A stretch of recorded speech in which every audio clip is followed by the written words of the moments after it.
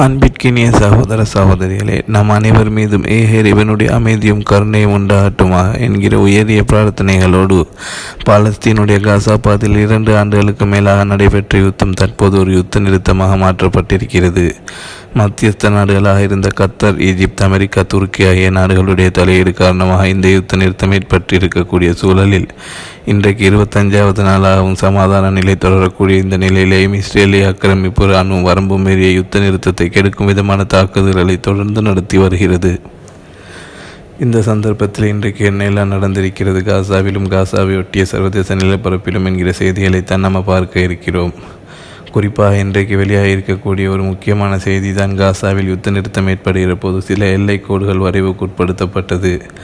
அந்த அடிப்படையில் இஸ்ரேலிய ஆக்கிரமிப்பு இராணுவம் முதல் கட்டமாக எல்லோ பார்டர் என்று சொல்லப்படக்கூடிய மஞ்சள் கோடு என்கிற இடத்திற்கு நகர்வார்கள் என்று சொல்லப்பட்டிருந்தது. அந்த அடிப்படையில் இஸ்ரேலிய ஆக்கிரமிப்பு இராணுவம் அந்த இடத்துக்கு பின்வாங்கி இருந்தார்கள். அதனை கருத்தில் கொண்டு தான் பாலஸ்தீன விடுதலை அமைப்பினர் பணைய கைதிகளை விடுதலை செய்தார்கள்.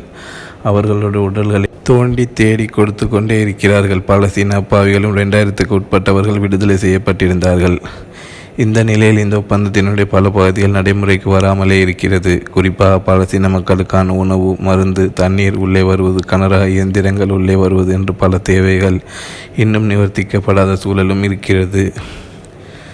இதற்கிடையில் தற்போது இஸ்ரேலிய ஆக்கிரமிப்பு இராணுவம் கைப்பற்றி வைத்திருக்கக்கூடிய பாலஸ்தீனுடைய பகுதிகளுக்கு கீழ் நிறைய சுரங்கப்பாதைகள், டனல்கள் இருக்கிறது. அதற்குள்ளாக பாலஸ்தீன விடுதலை அமைப்பினர் செயல்பட்டு வருகிறார்கள். இந்த சுரங்கப்பாதைகளில் ஒரு சில இடங்களில், ரஃபாவினுடைய ஒரு சில பகுதிகளில் சுரங்கப்பாதைகள் யுத்தம் காரணமாக அவர்கள் வெளிவரக்கூடிய பகுதிகள் மூடப்பட்டிருக்கிறது. அவர்களால் வெளியே வர முடியாமல் இருக்கிறது. எனவே 200க்கு உட்பட்ட பாலஸ்தீன விடுதலை போராளிகள் ஒரு சுரங்கப்பாதைக்குள்ளே சிக்கியிருக்கிறார்கள். அவர்களை வெளியே எடுக்க வேண்டும், அவர்களை வெளியே கொண்டு வர்றதுக்கு அனுமதிக்கணும் என்பது இந்த சமாதான உடன்படிக்கையின் ஒரு பகுதியாக கருதப்பட்டிருந்தது. ஆனால் இந்த நிமிடம் வரைக்கும் அந்த 200க்கு உட்பட்ட பாலஸ்தீன விடுதலை இராணுவத்தை சேர்ந்தவர்களை மூடப்பட்டிருக்கக்கூடிய, வழி இல்லாமல் இருக்கக்கூடிய பகுதிகளில் இருந்து வெளியே வருவதற்கான ஏற்பாடுகளுக்கு அனுமதி இஸ்ரேல் கொடுக்காமல் மறுத்து கொண்டிருக்கிறது. கிட்டத்தட்ட 200 பேர் அதற்குள் இருக்கலாம் என்று நம்பப்படுகிறது. பாலஸ்தீன விடுதலை அமைப்பினுடைய தரவுகளும் அதைத்தான் சொல்லக்கூடிய நிலையாக இருக்கிறது. இந்த ரஃபா பகுதியில் இருக்கக்கூடிய அந்த குறித்த இடத்தில் தான் அவர்கள் இருக்கிறார்கள் என்று இஸ்ரேல் அடையாளம் கண்டிருக்கக்கூடிய பகுதியில் இன்றைக்கு இஸ்ரேலிய ஆக்கிரமிப்பு இராணுவம் காங்கிரீட் போட்டு அந்த இடங்களை மூடிக்கொண்டிருக்கிறார்கள் என்ற செய்திகளை இஸ்ரேலுடைய செய்தித்தாள்கள் வெளியிட்டிருக்க கொண்டிருக்கிறது நாம் பார்க்க முடியும். ஏனென்றால் இந்த இடத்தால் தான் அவர்கள் வெளியே வருவார்கள் என்கிற ஒரு நிலை இருக்கிறது.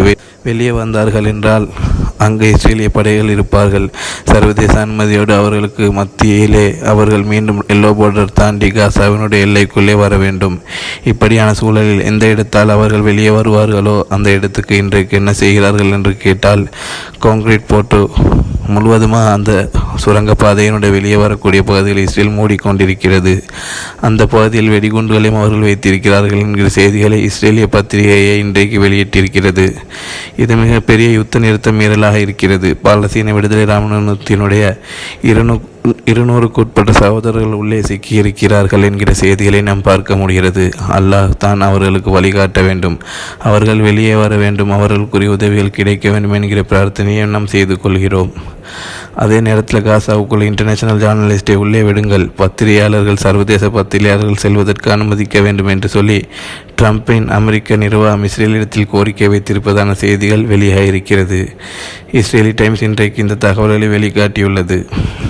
ஆனால் இஸ்ரேல் இதுவரைக்கும் அதற்குரிய எந்த அனுமதிகளையும் கொடுப்பதற்கு தயாராக இல்லை. ஏனென்றால் இன்டர்நேஷனல் ஜேர்னலிஸ்டர் உள்ளே பத்திரிகையாளர்கள் வந்தார்கள் என்றால் காசாவினுடைய உண்மை நிலை யதார்த்தமாக இன்னும் அதிகமாக தெரிய வந்துவிடும் என்பதாலும் இஸ்ரேல் அதற்கு அனுமதி கொடுக்காமல் இருக்கக்கூடிய சூழலும் உள்ளது.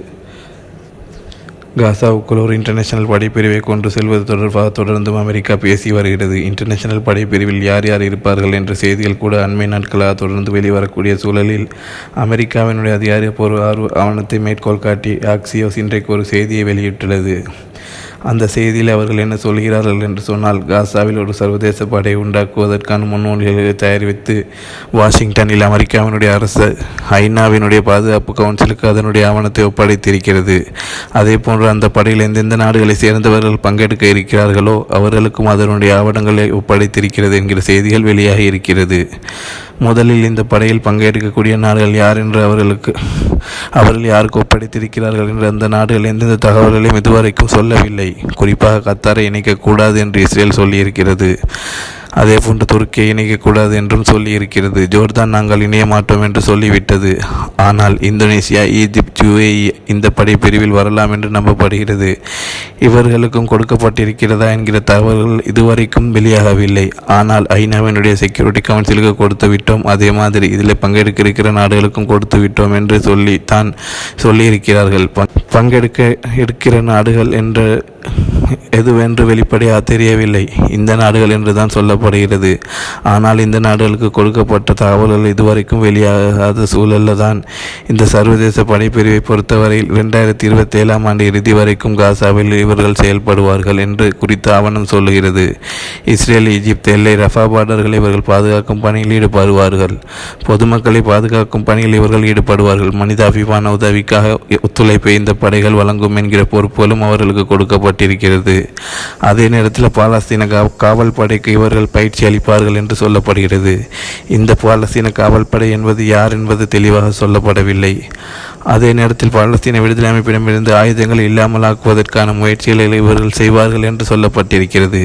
எப்படி செய்ய போகிறார்கள்? சண்டை போட்டு ஆயுதத்தை பறிக்கப் போகிறார்களா அல்லது வேறு என்ன மாதிரி செய்ய போகிறார்கள் என்ற தகவல்களும் தெளிவாக இல்லை. அதே போன்று காசாவில் இருக்கக்கூடிய ஈரான் உட்கட்டமைப்பை அழிப்பது, மறுகட்டமைப்பு செய்யாமல் இருக்கிற வகையில் காசாவை செயல்படுத்துவது என்கிற திட்டங்களையும் இவர்கள் செய்வார்கள் என்று சொல்லப்பட்டிருக்கிறது. குறிப்பாக என்னவென்றால் காசாவுக்குள் இருக்கக்கூடிய சுரங்கப்பாதைகளை இவர்கள் அளிப்பார்களாம். அதே மாதிரி புதிய சுரங்கப்பாதைகளை தோண்டாமல் உருவாக்காமல் இருப்பதற்குரிய வேலைகளை பார்ப்பார்கள் என்று சொல்லப்பட்டிருக்கிறது. பாலஸ்தீன விடுதலை அமைப்பு இது அத்தனையும் புறக்கணித்திருக்கிறார்கள். நாங்கள் இதை ஏற்றுக்கொள்ள மாட்டோம் என்று மிக தெளிவாக சொல்லியிருக்கக்கூடிய நிலையில் தான் அமெரிக்காவினுடைய ஒரு அதிகாரி, வெள்ளை மாளிகையினுடைய அதிகாரியை மேற்கோள் காட்டி அக்சியோஸ் மேலதிகமாக வெளியிட்டிருக்கக்கூடிய செய்திகளின்படி எதிர்வருகிற வாரங்களில் இந்த படையை அமைப்பது தொடர்பாக வாக்களிப்பு நடைபெற இருக்கிறது. ஐநாவினுடைய பாதுகாப்பு கவுன்சிலில் ஜனவரி மாதத்துக்குள்ளாக காசாவுக்குள்ள முதல் படைகள் அனுப்புவதற்கு இலக்கு வைத்திருக்கிறது அமெரிக்கா என்கிறது செய்திகளும் இன்றைக்கு வெளியாகியிருக்கிறது.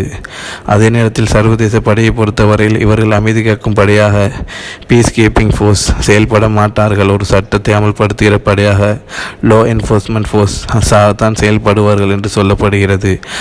அமைதி காக்கும் படையான ஐநா படைகள் மாதிரி அவர்கள் உள்ளே போய்விட்டார்கள் என்று சொன்னால் அவர்கள் அமைதியை காப்பது மட்டும்தான் அவர்கள் வேலையாக இருக்கும். ஆனால் இந்த படைக்கு அமைதி காக்கும் படையாக இருக்க மாட்டார்கள் என்று கூறுகிறார்கள். சட்டத்தை அமல்படுத்துகிற படை என்று சொன்னால் தேவைப்பட்டால் உள்ளே சண்டை பிடிப்பார்கள் என்று அர்த்தம். இது என்னவென்றால், அரபு நாடுகளிடத்திலிருந்தே படையெடுத்து இஸ்ரேலோடு பாலஸ்தீன விடுதலை அமைப்பு சண்டை பிடித்தது போக உள்ளுக்குள்ளே அரபு நாடுகளோடு முட்டி மோத வைக்கிற ஒரு வேலையைத்தான் இவர்கள் செய்ய போகிறார்கள். திட்ட தெளிவாக தெரியக்கூடிய வகையில் செய்திகள் வெளியாகியிருக்கிறது. அதே நேரத்தில் ஐநாவினுடைய பொதுச் செயலாளர் இன்றைக்கு விடுத்திருக்கக்கூடிய அறிவிப்பில் என்ன சொல்லியிருக்கிறார்னா, காசாவினுடைய இந்த யுத்த நிறுத்தம் நீடிக்க வேண்டும் என்பதுதான் எங்களுடைய தேவையாக இருக்கிறது. காசாவுக்கும் மேற்கு கரைக்கும் இடையிலான தொடர்பை வலுப்படுத்தணும். நம்ம வெஸ்ட் பேங்க் தனியாக, காசா தனியாக இருக்கக்கூடாது. ரெண்டுடைய தொடர்பை நம்ம வெளிப்படுத்த வேண்டியிருக்கிறது. கத்தாருடைய அரசு மத்திய கிழக்கு அதே போன்று உலக அமைதிக்கு மிகப்பெரிய பங்களிப்பை கொடுத்து கொண்டிருக்கிறது. கத்தார் வைத்து தான் இவர் பேசுகிறார். அதனால் கத்தாருக்கும் சேர்த்து கொஞ்சம் ஒரு புகழ் மாலையை சூட்டி விடுகிறார்.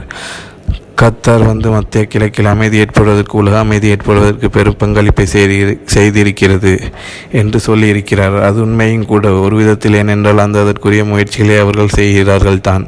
அதே மாதிரி காசாவில் நிறுத்தப்பட வேண்டிய படை தொடர்பாக அமெரிக்கா சமர்ப்பித்திருக்கக்கூடிய வரைவு தீர்மானம் குறிப்பிட்டு பாதுகாப்பு கவுன்சிலில் விவாதம் நடைபெற்று வருகிறது. காசாவில் நிறுத்தப்படுகிற எந்த படையாக இருந்தால் ஐநாவினுடைய அமைதியையும் ஆணையையும் அவர்கள் பெற்றிருக்க வேண்டும் என்று சொல்லி ஐநாவினுடைய பொதுச் செயலாளர் குட்டரஸ் சொல்லியிருக்கிறார். ஆனால் அமெரிக்கா சொல்வதை கேட்கிறதா, ஐநா சொல்கிறதை கேட்கிறதா என்ற ஒரு நிலை வந்தால் அமெரிக்கா சொல்வதைத்தான் கேட்க வேண்டிய நிலைக்கு மற்ற நாடுகள் தள்ளப்படுவார்கள் என்பது நமக்கு எல்லாம் தெரியும். பொறுத்திருந்து பார்ப்போம் இந்த சர்வதேச படை விவகாரத்தில் என்ன நடக்கப் போகிறது என்பதை. அதை தாண்டி இன்றைக்கும் வலிமை போன்று இஸ்ரேலிய ஆக்கிரமிப்பு ராணுவம் போர் விமானங்கள் கான் யூனிஸ்க்கு மேலே குண்டுகள் வீசியிருக்கிறது. டேங்குகள் தாக்குதல்களை நடத்தியிருக்கிறது. அல் அக்ஸா தொலைக்காட்சி வெளியிட்டிருக்கக்கூடிய பிரத்யேக செய்திகளும் புகைப்படங்களும் வீடியோக்களும் வெளியாக இருக்கிறது. பொதுமக்களுடைய வீடுகள் மேல் இஸ்ரேலிய ஆக்கிரமிப்பு ராணுவத்தினுடைய விமானங்கள் குண்டு தாக்குதலை நடத்தக்கூடிய வீடியோக்கள் வெளியாக இருக்கிறது. பல குடியிருப்பு கட்டிடங்களை இஸ்ரேலிய படைகள் வெடித்து சிதற வைத்துக் கொண்டிருக்கிறார்கள். கான் யூனிஸின் கிழக்கு பகுதியில் இருக்கக்கூடிய இஸ்ரேலிய ஆக்கிரமிப்பு இராணுவம் போர் விமானங்கள் வான்வெளி தாக்குதலை நடத்துவது மட்டுமல்லாமல் அல்-ஃபுருஜ் அகதியல் முகாம் பகுதிகளில் இன்றைக்கு பீரங்கி குண்டு தாக்குதல்களை நடத்தியிருக்கிறார்கள். இப்படி யுத்த நிறுத்தத்தை மீறி தொடர் தாக்குதலை இஸ்ரேல் நடத்தி வரக்கூடிய சூழலில் கிரீஸை நோக்கி பயணித்த இஸ்ரேலுடைய ஒரு சுற்றுலா பயண கப்பல் கிரேக்கத்தினுடைய தலைநகரில் இருக்கக்கூடிய துறைமுகத்தில் அவர்கள் கரை சேர்வதில் அனுமதிக்க மறுக்கப்பட்டிருக்கிறது. அங்கே இருக்கக்கூடிய மக்கள் பாரிய ஆர்ப்பாட்டங்களில் ஈடுபட்டு வருகிறார்கள். எனவே சுற்றுலா சென்றவர்கள் கிரேக்கத்தினுடைய கடற்கரைக்கு செல்ல முடியாமல் கடலிலேயே தத்தளித்துக் கொண்டிருக்கிறார்கள். அவர்களுடைய கப்பலிலேயே அவர்கள் இருக்க வேண்டிய நிர்பந்தம் உருவாகியிருக்கிறது என்ற செய்திகள் வெளியாகி இருக்கிறது. சர்வதேச அளவில் இஸ்ரேலுக்கு எதிரான மனோநிலை, இஸ்ரேலுடைய ஆக்கிரமிப்புக்கு எதிரான மனோநிலை என்பது உச்சம் தொட்டு வரக்கூடிய சூழலில் தான் இந்த மாதிரியான செய்திகள் வெளியாகி கொண்டிருக்கிறது. எனவே சர்வதேச அளவில் இஸ்ரேலுக்கு எதிரான பிரச்சாரங்களும் போராட்டங்களும் ஆர்ப்பாட்டங்களும் தொடர்ந்து கொண்டே வருகிறது. ஜனநாயக ரீதியாக மக்கள் இஸ்ரேலுடைய கொடுங்கோலுக்கு எதிராக குரல் எழுப்பி வருகிறார்கள். தொடர்ந்தும் பாலஸ்தீன அப்பாவிகளுக்காக பிரார்த்தனை செய்ய மறந்துவிடாதீர்கள். பாலஸ்தீன அப்பாவிகளுக்காக பிரார்த்தனை செய்கிற அதே நேரம் ஆக்கிரமிப்பு இராணுவத்திற்காக தொடர்ந்தும் சூரத்துல் நாசிலாவை ஓதி வருகிற அதே நேரத்தில் பாலஸ்தீன மக்களுக்காக ஜனநாயக ரீதியாக குரல் எழுப்புவோமாக.